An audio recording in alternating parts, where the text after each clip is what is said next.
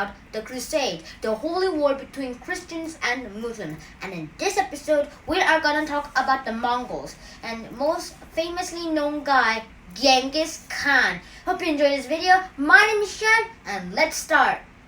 Why don't we start by looking at some notes?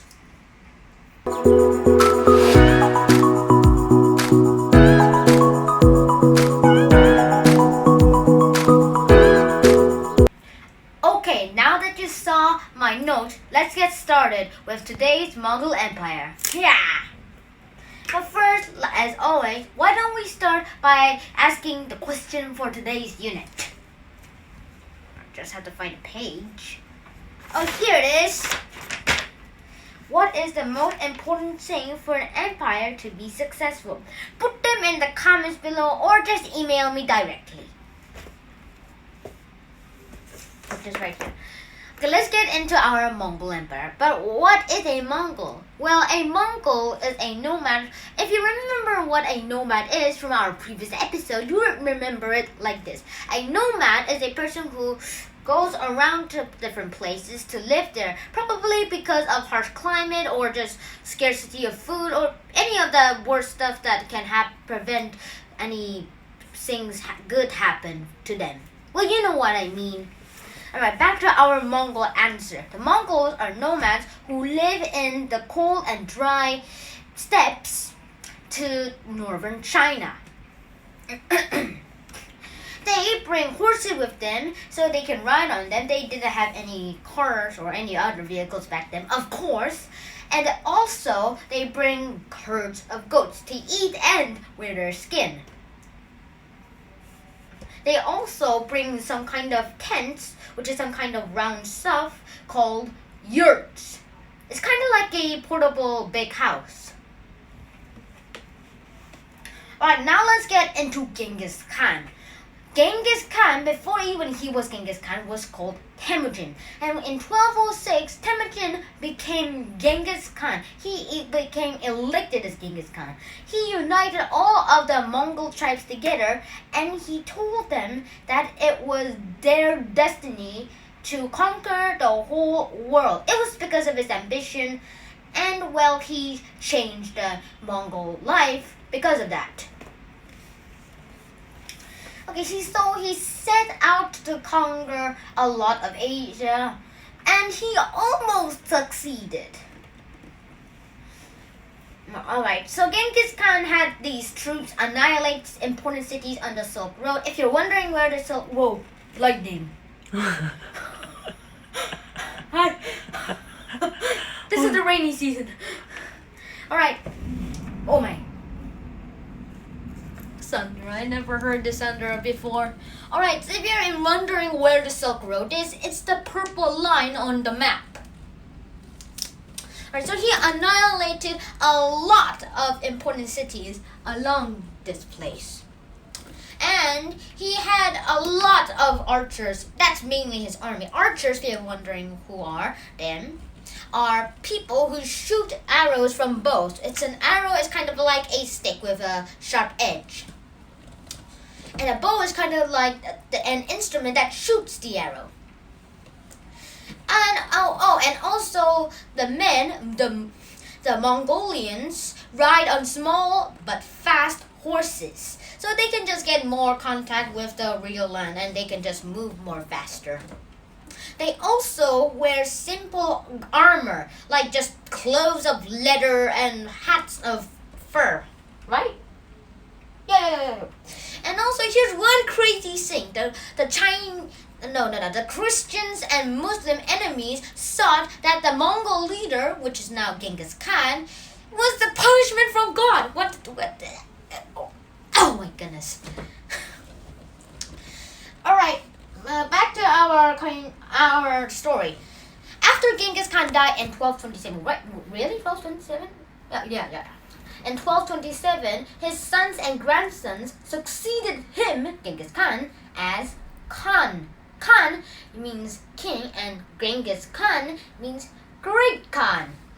And then one day, Genghis Khan's grandson Kublai Khan managed to conquer all of China, right here, and he started a Yuan dynasty. and he made and expanded the Mongol Empire, and that made Genghis Khan rule the largest ever known empire in the, well, for now, history. At least for now. So just to compare the sizes of Kublai Khan's and Genghis Khan's, let's look at this. The green line is the border line of Kublai Khan's Mongol Empire. Genghis Khan just conquered about the upper half of it. But Kublai Khan conquered the whole Mongol Empire. I'm not even kidding. Oh, and if you're wondering where China was back then, it's right here. And this peninsula is Korea, my country. We're in it now. Alright, got that. Oh yeah.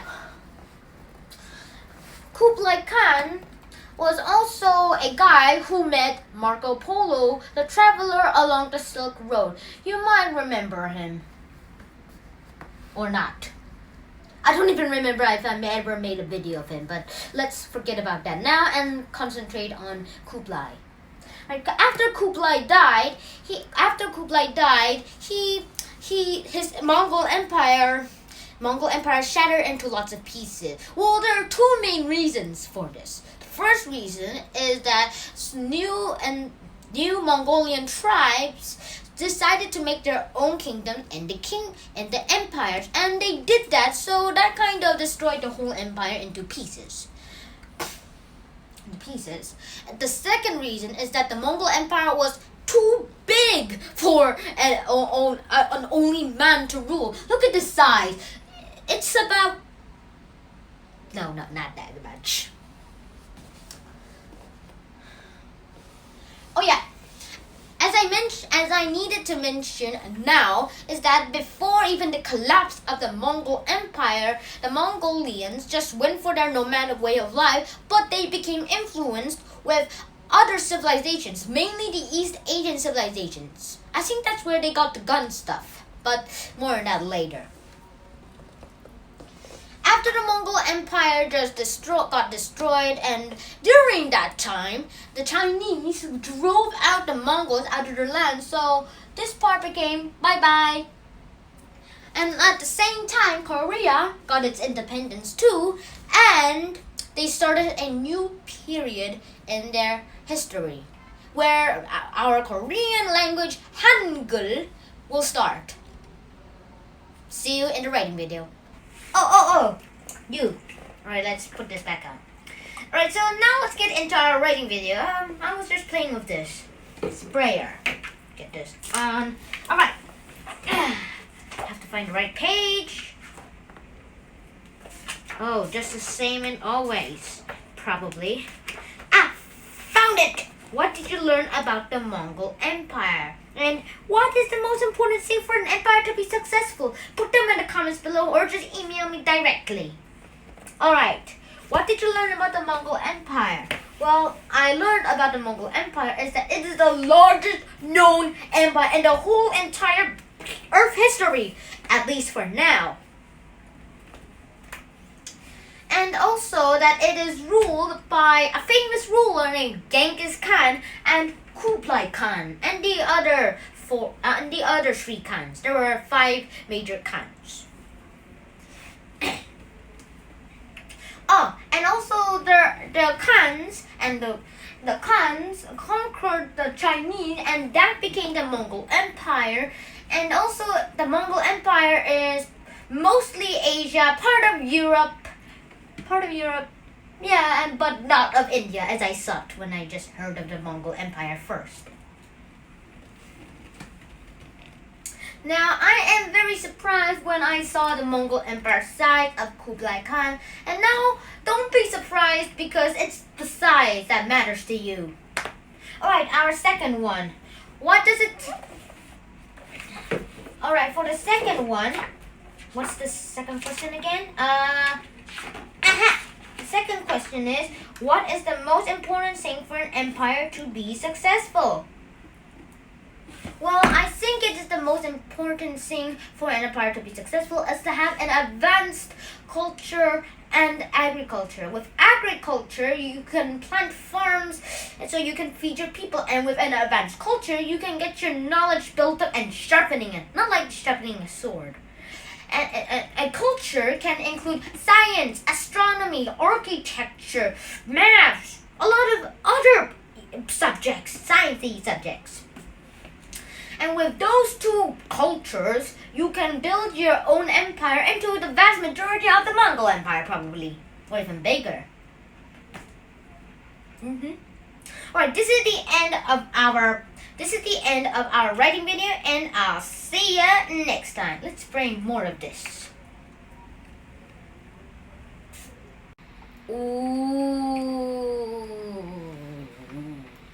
Alright, so let's get into our extra history for today. And today's extra history is gonna include something that is not related to the Khans, but kind of. So if you remember the Silk Road, right here, the purple part, it's the Silk Road, and Marco Polo is what we're gonna talk today. So let's start and learn something. Alright. Okay, forget about the ghost stuff and let's get into history. Let's do some history. Alright, so Marco Polo's father left Europe to meet Kublai Khan even before Marco Polo was born. And after Marco Polo was born, he became age 15, and at that age, he wondered if his father will ever meet him, and if he would ever meet his father. And at this very same age, Marco's father came back, and well, Marco saw his face for the first time. And Marco's father invited Marco to come to the place along the Silk Road to the Yuan dynasty to meet the great Kublai Khan personally, face to face. And Marco Polo accepted. They went through a lot of the Silk Road, and well, sometimes almost got stolen by bandits, but they made a way.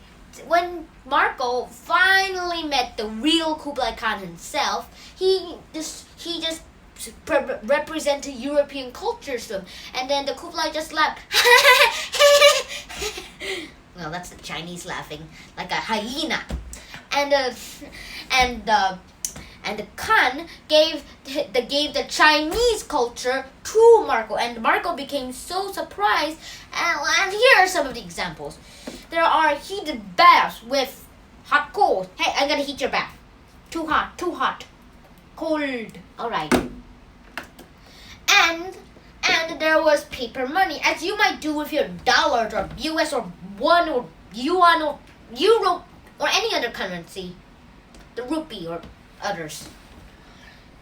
And then Marco only meant to come to the Yuan dynasty for just a few years, just 5 or 6 years. But Marco just got a change of plan and stayed there for about 25 years. That's a long time for someone to visit here. I've only been I only went to China when I was just 3 years old, but this is a bit shorter. Well, you know my point. Right, so Marco's father and uncle came with Marco, and then they became bored. Marco loved giving the Khan new culture from other places, and as soon as they left, they never saw Kublai Khan again because he died during the trip and the Mongol Empire fell apart, and that included the Silk Road too. And after the meet with the Silk Road and the destruction of the Silk Road, Marco Polo became part of the army, and he got captured by his enemy, and he was put into jail. And then he met a person who Marco Polo made him write the book. And well, this is the main reason why we know more about Marco Polo than his father and uncle, because of his book, The Tales of Marco Polo. This gave him a lot of fiction stuff. Well, here's the most fictionist part. That Marco Polo just saw animals with dragons, with hard scales, lions, with a cross with striped stuff monster, and a unicorn crossed with a pig. Well, these aren't really fake because he just never saw crocodiles or even tigers or even neither a rhinoceros. Good thing of the butt. But got it? Get it? Butt, pig. Alright, back to our point. And it is mostly said that the fiction part is most. It's 99%. It's just like the co-author of Marco Polo's book just changed the old boring stuff into fabulous fiction, like changing his old sailboat into a pirate ship. Well, that's crazy. And here's one question that I want you to answer. Why are Marco Polo's records aren't in the world records of history? And try getting the copy of the Tale of Marco Polo, or if the title is something different. I'll see you next time. Hope you enjoy my extra history, and I'll see you next time. Jalan out. This video was sponsored by me. It was talking by me, of course. The script is made by me. The writing stuff and the drawing of these maps, including these ones, are done by me. This book, The History of the Middle Ages, Volume 2, is also bought by me. Well, everything that I've done is done by me. The notes are also written by me. And also, with the help of Sean, my YouTube channel, I can make my videos almost like my whole lifetime. I'll see you next time. Don't forget to subscribe, hit that like button, hit the bell button to all so you don't miss any of my videos. And if I do ask a question, please answer them or in the comments below, or just email me directly at 20jor@naver.com. And today's question is, how did Marco Polo get to the Yuan dynasty? Is it A, the Silk Road, B, a road made out of silk, literally, and C, with the help of a caravan trader, or D, all of the above? I'll see you next time. Shinhan out.